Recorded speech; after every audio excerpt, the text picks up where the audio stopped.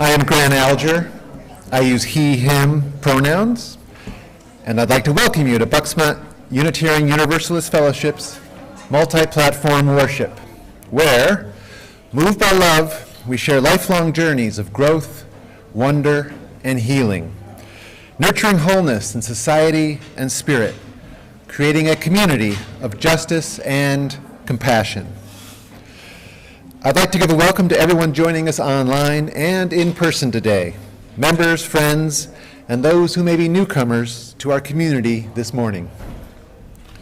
As we begin our service, please take a moment to silence your cell phones.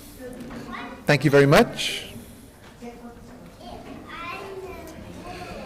If you are new to Bucksmont and visiting us in person today, please stop by our visitor center in the front hallway near where you came in. There you can also make a name tag for yourself and find more information about Unitarian Universalism, Bucksmont Fellowship, and upcoming events. If you'd like a hymnal or a printed order of service, those are available near the entrance to the sanctuary. If you are visiting us online or prefer digital methods, please email our office administrator, Beverly, to sign up for our email newsletter and to get connected to our congregation. Each week in our service, we offer time for people to share a joy or sorrow from their lives by texting a phone number. That number will be shared in the chat box for those online, and it's showing right now on screen for everyone now here in the service. It will also be shown later in the service as well.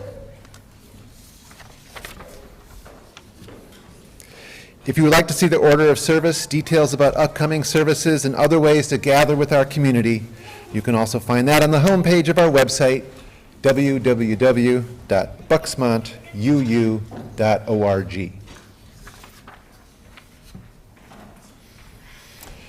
There's a lot happening at Bucksmont, and we'd like to highlight these events that are coming up soon. In fact, really soon. The Hospitality Committee is hosting a hot dog and root beer float event today after the service.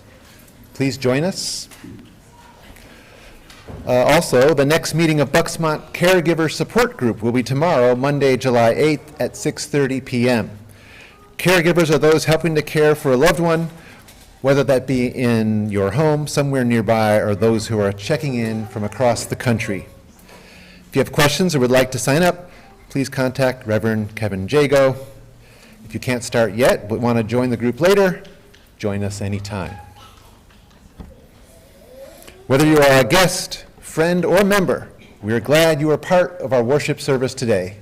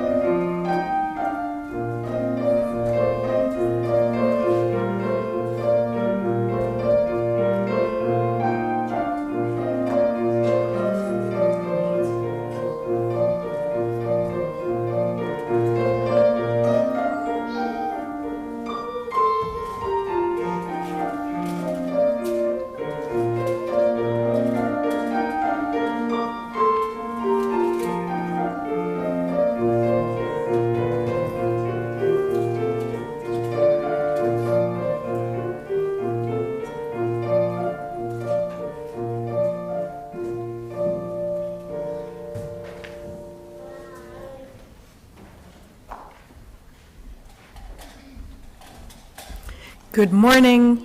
I am Reverend Sarah Scotchko. My pronouns are she, her, and hers, and I am privileged and blessed to be joining you again this morning for worship as your guest speaker. I can't remember the last time I was so excited about a church event as I am about the hot dog and root beer float event. First of all, I am somewhat pregnant and always hungry. Second of all, I think hot dogs might be my favorite food. And I know that might sound a little pedestrian, especially as we're just a block from the Wegmans where there's an Olive Bar. But hot dogs remind me of baseball games and camping and hiking and days on the beach and barbecues with family. So I am extra privileged and blessed not just to be guest speaking, but guest eating this morning. It is good to be together. It is good to gather together, not just here in the sanctuary, but for those of you joining at home or watching from your mobile screens almost anywhere. We are together. This is a sanctuary, a larger sanctuary of those of us who are coming together to worship. Let's take just a moment, those of us here in the sanctuary, to reach out with our hearts and our minds to those who are not physically present. Reach out with the arms of your spirit and let us hold them here with us. Let us extend this sanctuary as we join together for worship across space and time. This congregation is a free and creedless religious congregation. In the discipline of truth and the spirit of universal kinship, we join together in a cooperative quest for religious and ethical values, seeking to apply those values to the development of character, enrichment of the spirit, and service to all. And you are welcome here. Yes, you, whoever you are, whomever you love, whatever the color of your skin or your country of origin, no matter your gender expression or gender identity, whatever your age, however you define family, wherever you are at this time, and whatever the source of your faith, you are welcome here. Yes, you are welcome here. Now, let us settle into our time of worship. Let us deepen the practice of our faith. Our call to worship comes from Henry David Thoreau, our old pal, who writes that he went to the woods, quote, because I wished to live deliberately, to face only the essential facts of life, and see if I could not learn what it had to teach, and not when I came to die, discover that I had not lived.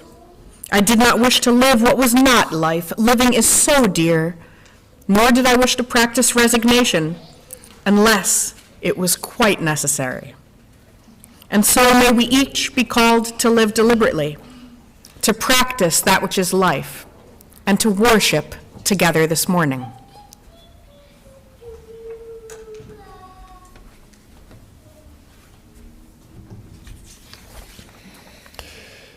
This morning, as we do each time we gather, we kindle our Unitarian Universalist chalice.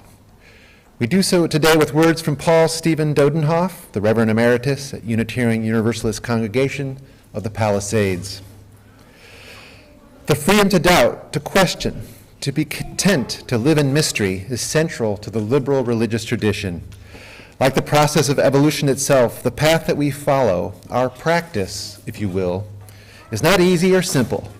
It isn't without its dead ends or its disappointments. It doesn't guarantee that all our conclusions will be final, or that we will ever find an answer to all our questions. But also, like the process of evolution, it is filled with great expressions of beauty and awe that are sometimes born of great struggle, and at other times come as unexpected grace. Please light your chalice at home. Our common chalice is now lit.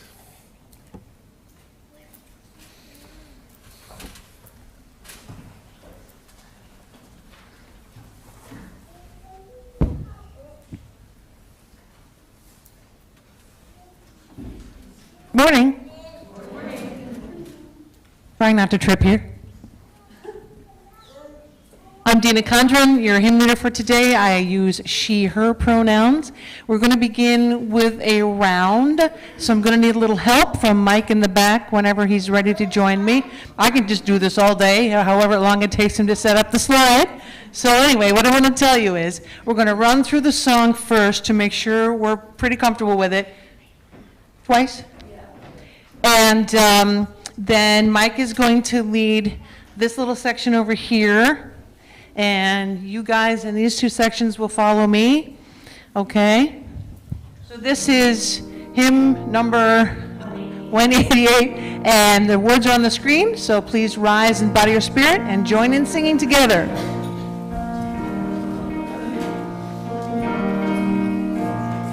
Come, come, hallelujah, under our worship and love leading, as is no caravan of despair. Come, yet again, come, come, come, hallelujah, under our worship and love leading, as is no caravan of despair. Come, yet again, come, come, come, hallelujah, under our worship and love leading, as is no caravan of despair. Come, yet again, come, repeat that. Come, yet again, come, once more. Come, yet again, come.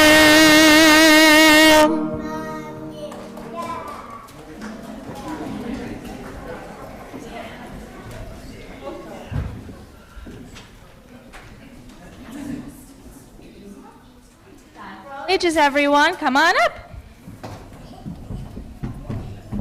Eager crowd, I love it. Did everyone have a good 4th of July? Yeah, did anyone see fireworks? No? Okay. A bunch of kids? That's awesome. All right. So today we're going to be reading a book. It's called Sam and Dave Dig a Hole. Has anyone read this book before? You have. Oh, you're going to know what's going to happen then, huh? All right, don't spoil it.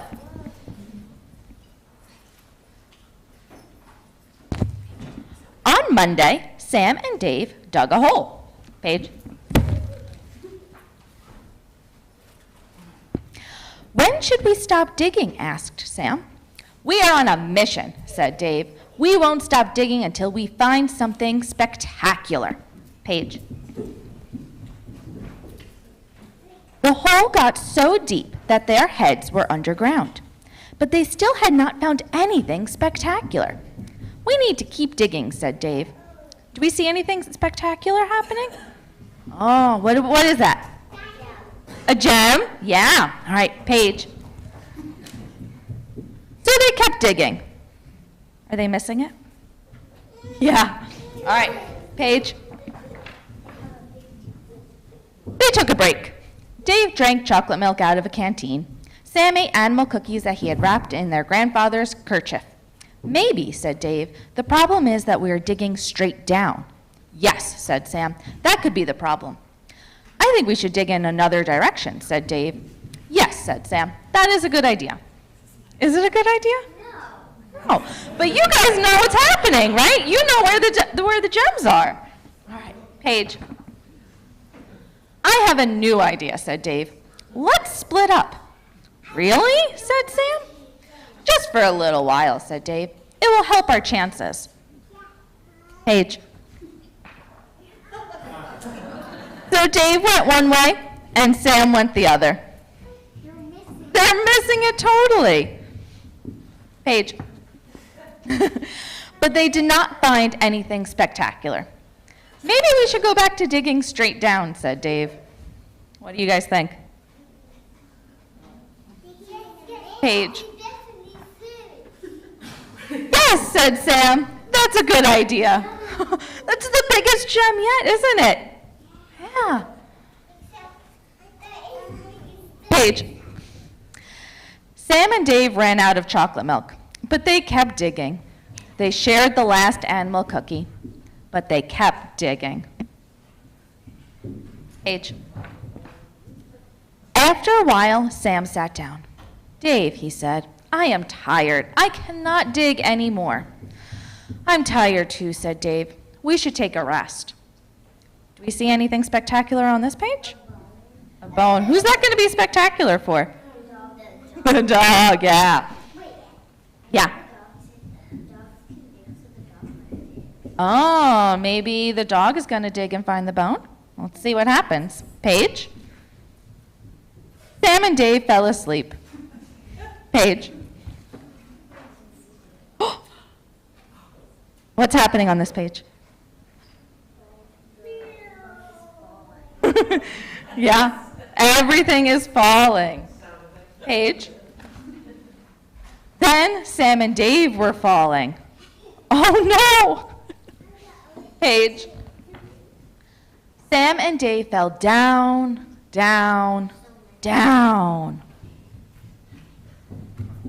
Paige, sorry. Until they landed in the soft dirt. Well, said Sam. Well, said Dave. That was pretty spectacular. Paige. And they went inside for chocolate milk and animal cookies. What was spectacular about this? They didn't find any gems, right? They missed all of the gems. They fell down. They did, the dog found a bone. You're right. Do we see it there? Yeah. Was their journey spectacular? Yeah. Paige? The end. And sometimes that's enough. Yes, Anna? You could maybe go to the front and it's a different house. The house has a Oh. And it's a different tree. Look at that. So we have a pear tree over here, and a cat on the house steps. And then searching to the beginning, hold on. We have an apple tree and a red flower, not the blue flower, and a different animal. Very good observation.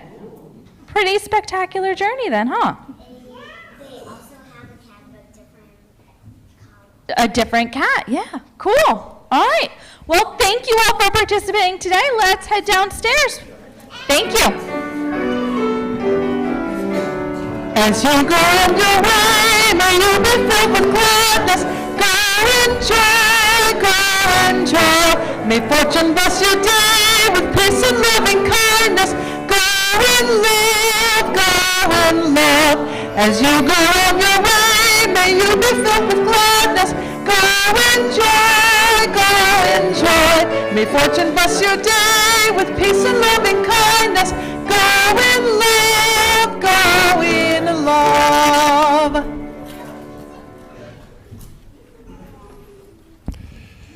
The offering in liberal religion is a vital part of our history of faith. As a covenanted community, people who freely choose to be here, our voluntary giving is symbolic of that freedom of choice. Each week at Bucksmont, we share our offering with a different cause or organization in the community. For the month of July, we are sharing with the League of Women Voters Education Fund. At this time, I'd like to invite Mary Feli to share more about this important organization. Mary?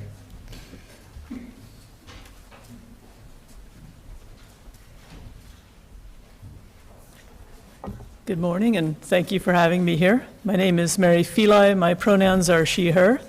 I'm the president of the board of the League of Women Voters of the Abington, Cheltenham, Jenkintown area. We serve 7 municipalities in eastern Montgomery County, which have a population of about 170,000. As you may be aware, there's also a Bucks County League. There are over 30 leagues throughout the state of Pennsylvania, as well as our umbrella organization, the National League of Women Voters. Now, the League of Women Voters, as you may know, is an advocacy organization dedicated to promoting active participation in our democracy. Voter registration, for example, is a very key element of our work. The League was founded in 1920. Passage of the 19th Amendment of the Constitution to help educate and empower women with their newly won right to vote. Now, the League of Women Voters Education Fund was established in 1957. It's a bit younger. The Education Fund is a 501c3 nonprofit organization created to encourage the active and informed participation of citizens in government and to increase understanding of major public policy issues. The Education Fund is strictly nonpartisan, as is the League itself, and its mission is to educate and inform and activate all voters. Locally, our league uses Education Fund monies for the following purposes. One, to run vote411.org, which is our online nonpartisan guide to each election. Our local league makes sure that Vote 411 covers all municipalities in Montgomery County each year. That's every borough council race, township race, school board race, all the way up through state offices and federal. We also produce, this is a bit older, a printed voter's guide for every election. This only covers our 7 local municipalities centered around Abington, Cheltenham, because printing costs are rather prohibitive. That's why we have Vote 411 as the online option nowadays, and we can have a broader reach as well. We also produce an annual government directory with email addresses, phone numbers to let you know how to contact everybody from the White House on down, again, to your local school board, and how to attend meetings. We run candidate forums prior to elections, which is something we have let fall by the wayside since COVID, and we need to get back to it. And we also run Meet Your Legislator events for elected officials once they're sworn into office. The League and the Ed Fund, we're a membership-funded organization. We depend on the support of local residents and businesses. Over time and with your help, we hope to cover more communities in Montgomery County. And we're deeply grateful for the support from this fellowship. And I also want to point out that we have some materials out in the lobby if you're interested to learn more. And I will hang around for root beer and to answer questions afterwards. Thank you very much.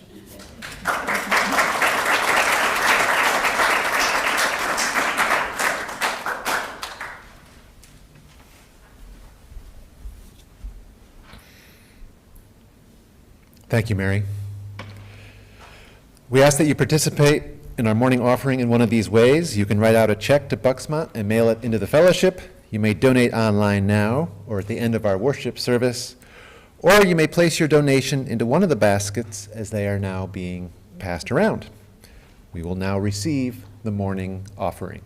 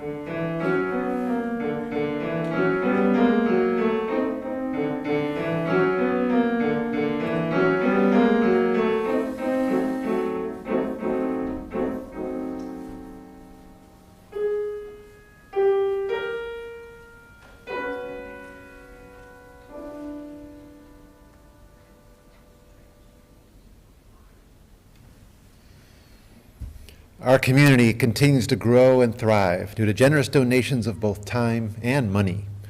For the many ways that you contribute and how it sustains this fellowship, we are truly grateful.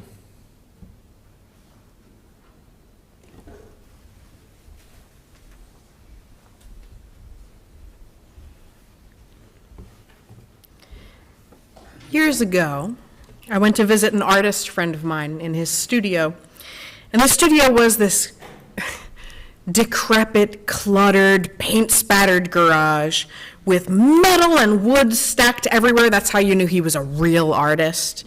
With old racks of paint cans and buckets of brushes and other supplies. And high up on one cinder block wall was a sign that he had painted by hand that said, "Practice makes more practice." I loved it.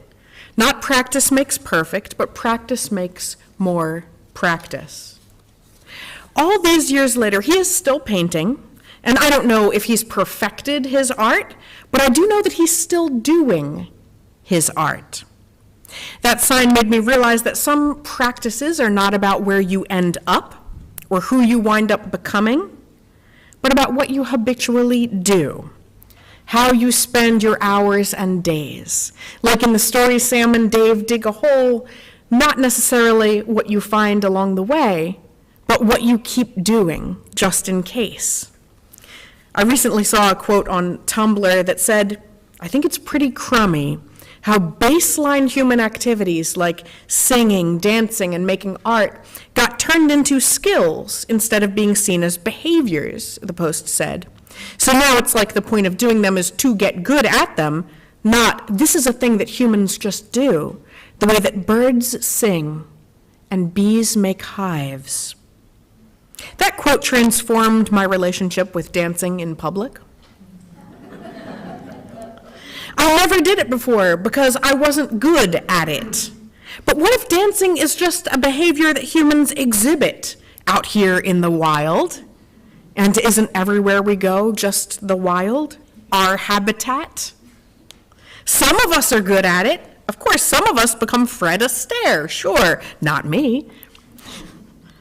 I do think that devoting ourselves to something like writing or music, becoming an expert at something is, of course, worthwhile. It can be worthwhile. We need people to do that. That's why Margaret and Dina are here. I'm not leading the hymns, thank God. But I also think there's a real truth to that Tumblr post about American society, where we often justify what we do in financial terms. If you quilt or knit, how many people here quilt or knit? How many people do fabric arts? How many times have you been told, you could sell those? Or any other hobby, bake pies, you could sell pies. You could open your own pie store. Maybe I could just bake my little pies, eat them, and be glad. Why are we here on earth? American culture places such a focus on perfection, on the end point, the destination of being good at something and profitable at something, of being a good dancer and then becoming a professional dancer. But what if we focused not on being, but on just doing? What if we just baked our little pies? You don't have to be a good dancer to dance. Do you want to see? No one died. And I haven't lost any money, a little dignity maybe. But you're Unitarians. Thank God for grace. The day I stopped being afraid, and I've told this story so many times, the day I stopped being afraid to sing in public was the Sunday that I heard a beloved elder belt out a hymn and get all the notes wrong. And not only did they not seem to care, they looked happy to be singing. And I realized I was happy to hear them singing because I loved them. My beloved fellow church member, how good to hear their voice. I was happy we were singing together. And from that day forward, I stopped pretending to sing the hymns. You don't have to be a good singer to sing. That's not what your fellow church members expect of you when you come here. I bet not every bee in the hive is good at making hexagons. Poor Carl can only count to 5. There's still a place for him. Probably her, right? Aren't they all female if they're making the hexagons? Carla. Not everyone can paint like Michelangelo, but almost everyone can paint something, and that's the practice part of it. You just do stuff. Almost any time we want. You can paint with ketchup on your plate at the hot dog hour. Because you're human, and making art is what you do. You don't have to be a ketchup master. There's no old master of the condiments. You don't have to sell your mustard swirls on Etsy. Never was the point of playing with your food to become perfect at it. It's just the practice of being a silly little human, one of countless practices that we can engage in, of just messing around here while we're alive and on earth. And I think this idea can and should apply to religion as well. What if religion is not about what you believe? What if religion is something you do that you don't have to get good at? Maybe it's not even possible to be good at religion. You don't even have to know what you're doing. In fact, in Unitarian Universalist churches, many of us show up here because we don't. What if religion is a behavior? Just one of those things that humans exhibit out here in the wild. The same way birds sing songs, and bees make hives, and Sam and Dave dig a hole. You don't have to be a saint to come to church. You don't have to know everything. Maybe you shouldn't. Too often in modern-day America, we define religion as a set of beliefs. Unitarian Universalists, how many times have you heard, what do you guys believe in? How should we know?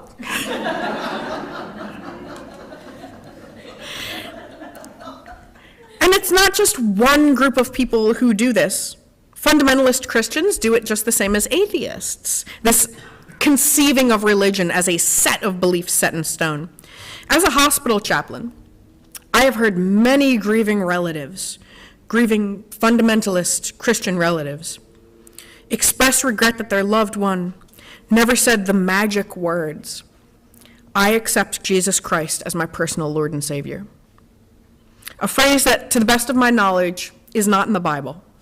I have heard it over and over again. People weeping. They know that their husband or daughter is in hell. Oh, I cannot describe to you what spiritual pain and damage that conception of religion causes.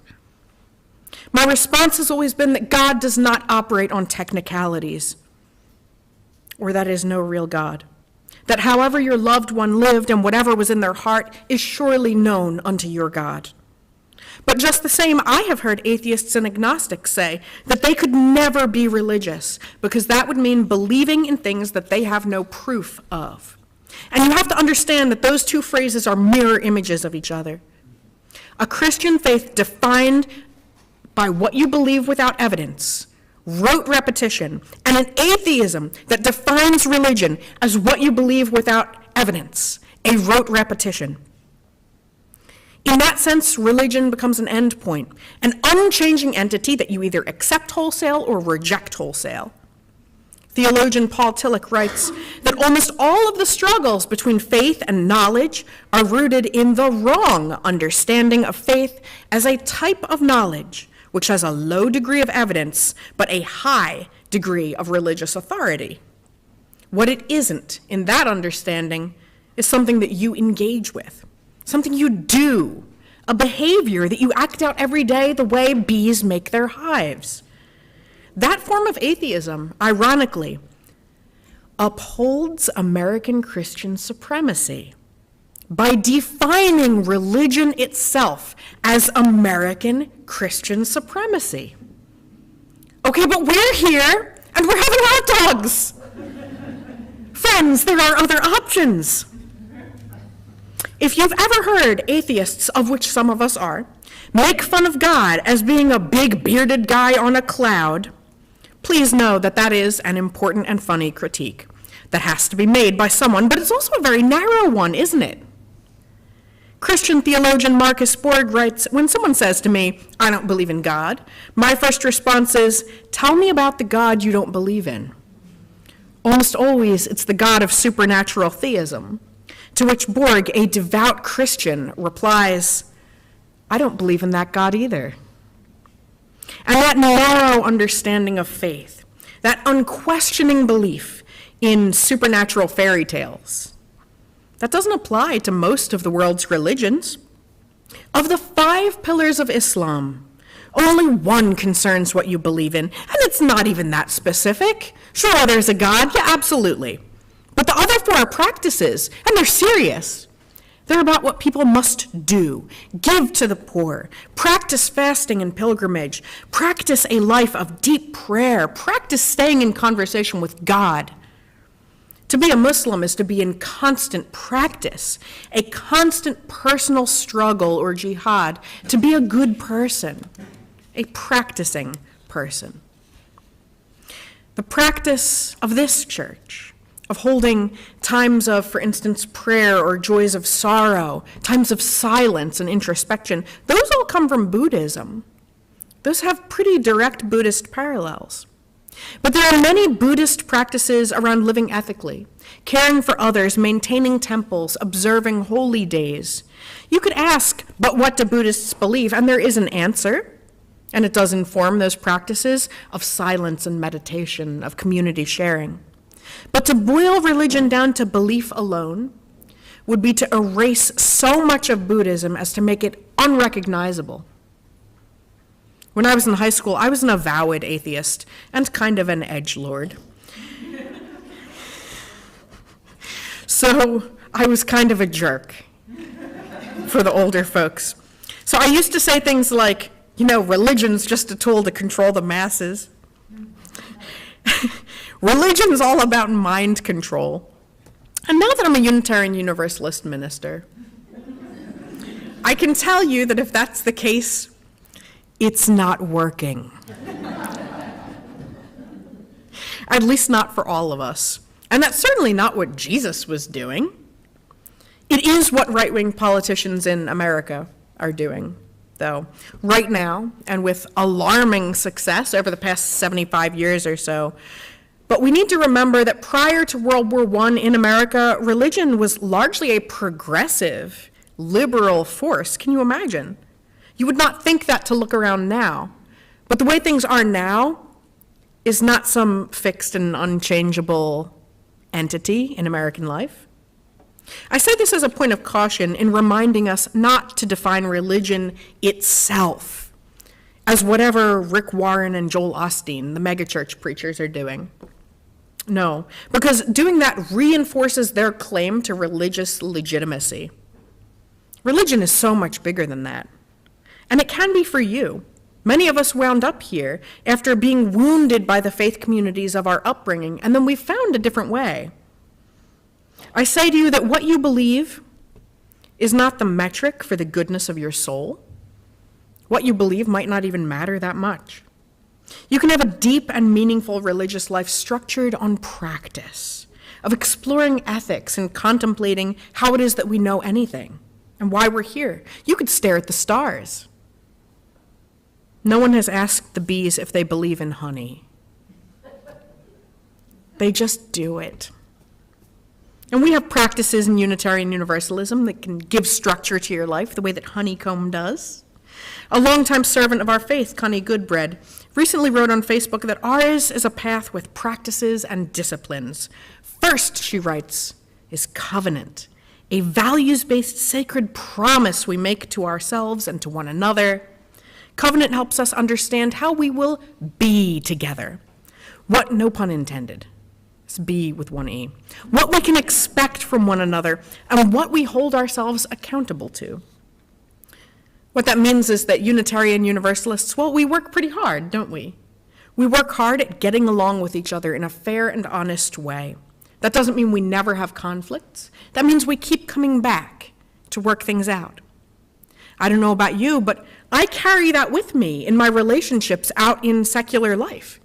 As a religious person, I feel that I have a commitment, a religious commitment to treating people a certain way as a Unitarian Universalist, that I can expect to be treated in a certain way also. My standards have gotten much higher since I've become a Unitarian Universalist for how I'll let people speak to me. And my perfect at it? No. But I practice at it, and practice, as I've learned, makes more practice. I used to think of happiness as something that I could earn. If I worked hard enough, I would come to possess it and have it forever and ever. Now I know that happiness is more like the sunshine, and the best we can do is to build ourselves a bright and airy house with a lot of windows in the right places, and to keep getting up every morning and throwing open the blinds, even when we don't feel like it. Whether there's clouds or not is not always up to us, but we have to have the blinds open for when the sunshine does come out, so that we can sit there and be warmed for just a little while. That's the best that we can do with happiness. It is a practice. And when we show up in our religious practices, in committing ourselves to something, to church going, to upholding covenant, to a life of prayer or meditation, to a life of treating others with dignity and respect, those religious practices are another way of throwing open the blinds. Will there be sunshine? We don't know. But we keep showing up just in case. We make the conditions right to experience it. And like Sam and Dave digging a hole, we might just end up in a new place entirely, just through our practice of showing up and doing. I hope that whatever your relationship with religion is, that here, as a Unitarian Universalist, okay, now if I can't get that right, what hope is there for us all? I hope that as a Unitarian Universalist, with the most inconveniently named religion possible still, you make that relationship with religion a deep one, a meaningful one that can be seen in your actions and practices out there in the wider world, in our habitat. A relationship with religion that is with you every day and carries you. I hope you consider yourself to be a religious person. As a hospital chaplain, I would sometimes run into my congregants and I would see on their chart that their religion was listed as none. And when I asked them, they would say, oh, you know, it's not really a religion. I'm like, you tithe at my church. To what are you tithing? I hope you consider yourself a religious person. Not according to that other definition of religion, but to the practice of our religion, of our faith. I hope that you are unashamed to be a religious person, now that you know what religion can be. I hope that you have the courage to sing out loud, whether or not you hit all the right notes, because it's what we do. I hope that your religion is more than what you believe. I hope it's what you do. And I hope that all the days of your life, it is something that you hold dear, whatever that looks like. Amen, and blessed be. And now, as one of our practices as church-going people, I invite you to rise in body or in spirit and to sing out loud, even at home, as we sing our responsive hymn, number 1010, We Give Thanks. And there is so much to be thankful for.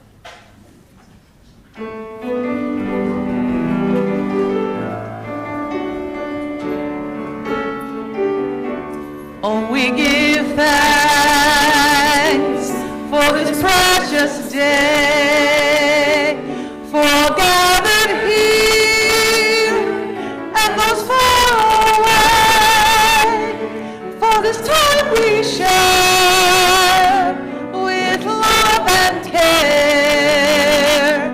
Oh, we give thanks for this precious day.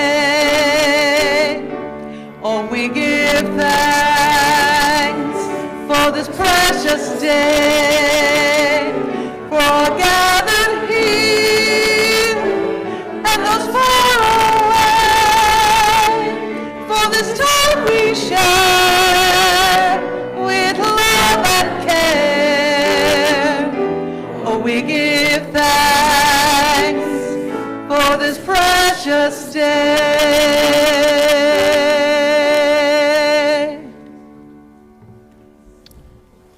That was the loudest hymn of the day. It's working. Let us now enter into a time of awareness within ourselves, and connection beyond boundaries. Connection to one another, to that interdependent web of life, of which we are but one small thread. Breathe in. And breathe out. As we breathe in, we are connected. As we breathe out, we are connected. I invite you into a time of silence. Let us be within ourselves, be in this moment, in this place.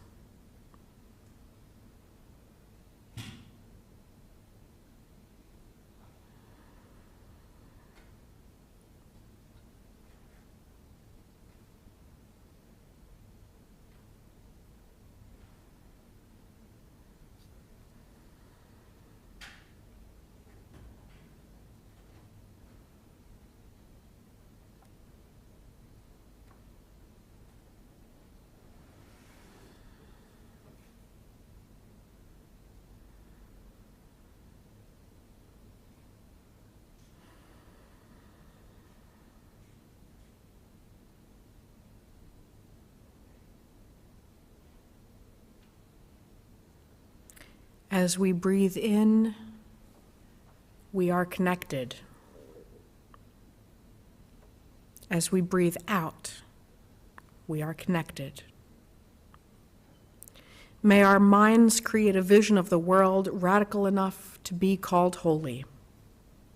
May our actions contain the promise of hope and the commitment to justice. May our hearts remember that love is a power that resists all forms of fear.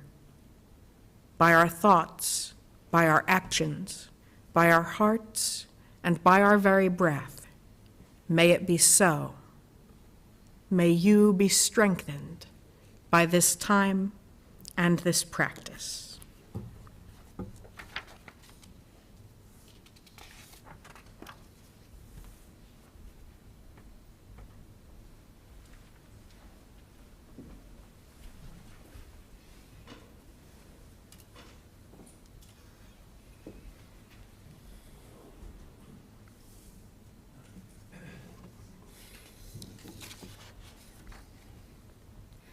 As part of our caring outreach to one another, we set aside a few moments to note both sorrows and joys in our lives.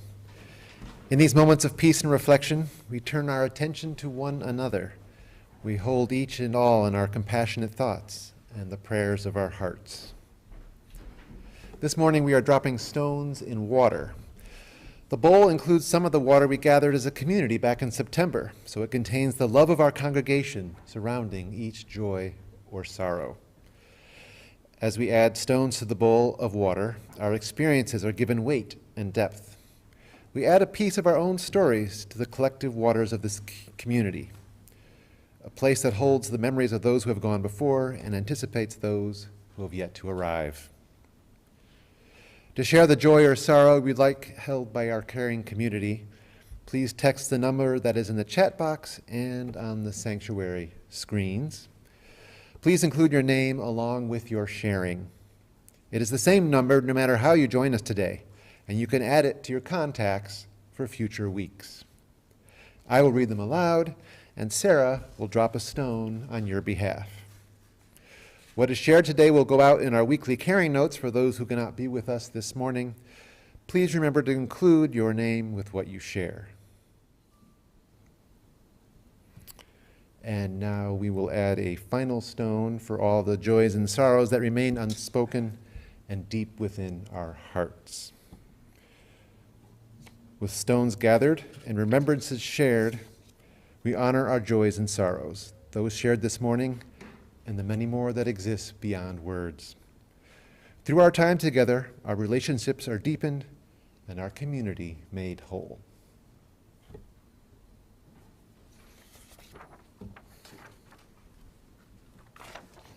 Now I invite you to rise and bow your spirit and join in singing our final hymn, number 112, Do You Hear? Words up on the screen.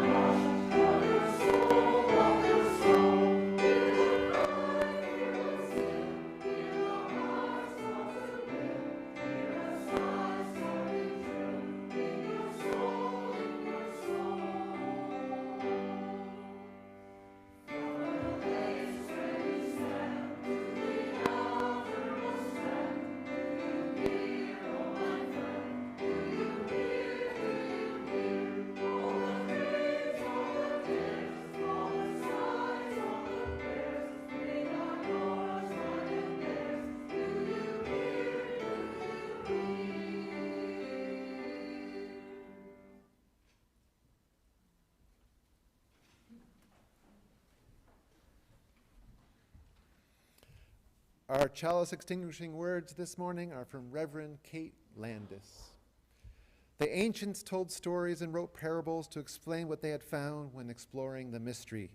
That is all religion is, people wondering about where we came from, why we are here, where we go after we die. The Bible, the Eightfold Path of Buddhism, the 7 principles of Unitarian Universalist tradition, all are ideas people had about what made life meaningful.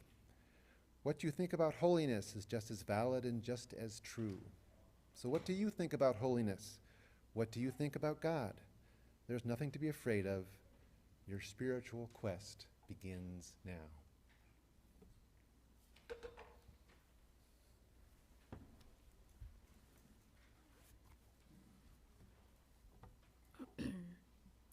Sarah Morris Campbell writes, "We receive fragments of holiness, glimpses of eternity, brief moments of insight. Let us gather them up for the precious gifts that they are, and renewed by their grace, move boldly into the unknown. Amen. Go in peace, return in love."